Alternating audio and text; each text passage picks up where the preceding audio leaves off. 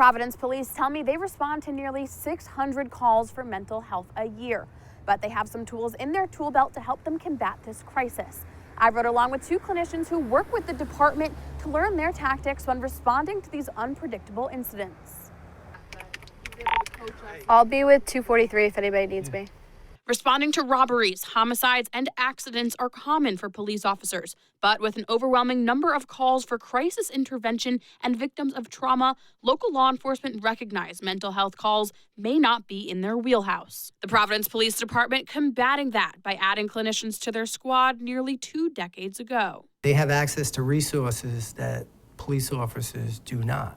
Meet Rachel-Armada. She's a clinical social worker with the Providence-Center. I will go to the calls there, regularly dispatched to, but that officer will also take me to calls throughout the city whenever somebody is in a mental health crisis and police are asked to respond. It's so effective and so needed. Providence Police Commander Thomas Verdi highlighting the dangers of responding to these calls that can turn lethal in just moments. The deputy chief told me about a recent incident where a clinician responded to a call with officers. A friend called regarding his friend's bizarre behavior, right? He calls, adult male, suicidal, has recently purchased a firearm. Police officers paired with a Providence-Center clinician rushed to the scene, working together to calm the man down. The clinician, along with our police officers, said all the right things.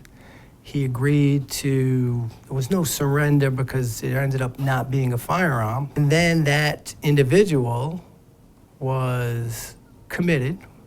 He volunteered to seek treatment.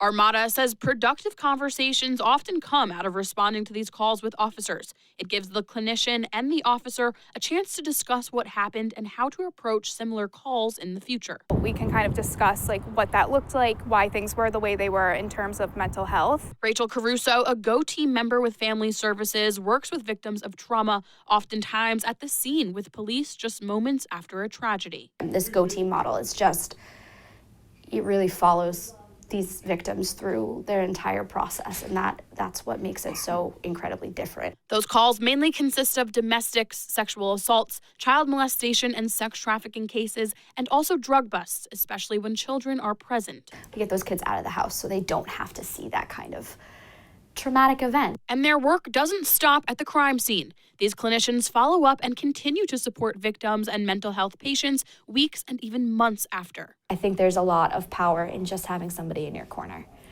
So that's what we're trying to be with these kids and these victims. Commander Verdi says the true purpose of this community-based response team is not about incarceration, nor should it be. It's about getting the proper help and treatment to those who need it while preventing a potentially deadly situation from happening.